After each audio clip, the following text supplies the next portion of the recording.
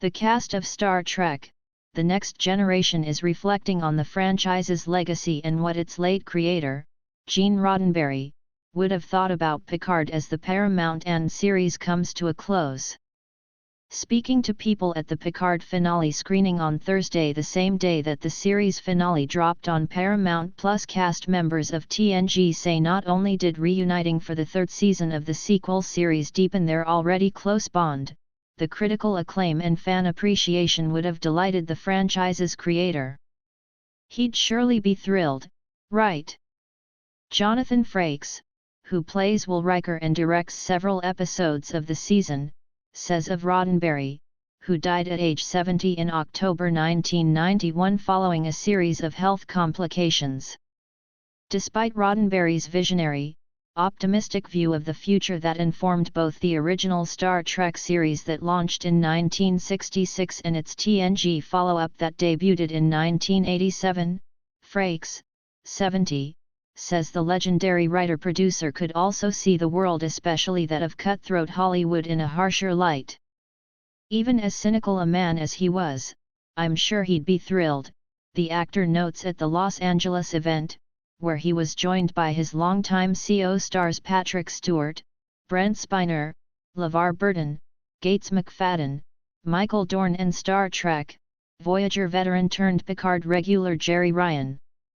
And I think we're serving his vision.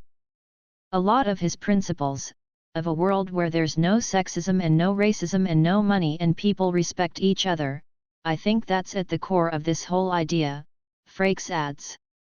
And I think it's the key to the success of the whole thing.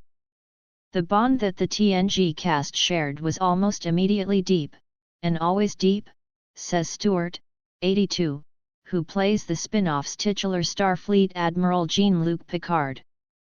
There was a connection that we all made and which was nurtured and encouraged and survived, he explains of the 7 seasons of the series and the additional 4 theatrical films.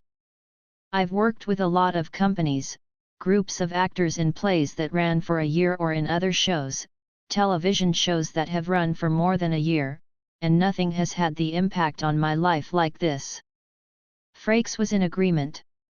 Unlike some shows, we were a family, we all got this job that sort of changed our lives at the same time, he says.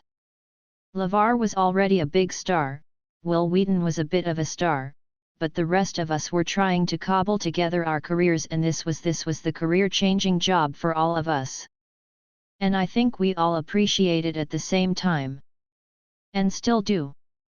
Throughout that long, shared history, the central cast, which also includes Marina Sirtis, who plays Deanna Troi, but was unable to attend the screening, has stayed in near constant contact, through conventions, personal appearances, and just life, says Burton, 66, who plays Geordi LaForge. But working again as an ensemble 2 decades after the final TNG film premiered strengthened their bond even further. I think it brings us closer together, without a doubt, says Frakes. There's something about being 20 years older than the last time we were all together that I don't think it just helped me, I think it helped all of us. The characters are deeper. And it was quite thrilling. We all felt, wow, pinch ourselves. Is this really happening? Recalls McFadden, who plays Dr. Beverly Crusher. That we not only are in each other's lives, but that we can actually be working together. The cast's legendarily playful off-screen rapport, singing, dancing, and joking between takes returned immediately, McFadden, 74, says, because we're all close friends and that's really genuine.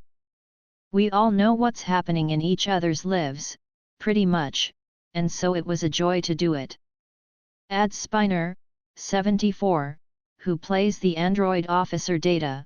I don't think there was any apprehension whatsoever about whether we were all going to have fun together, because we do see each other all the time.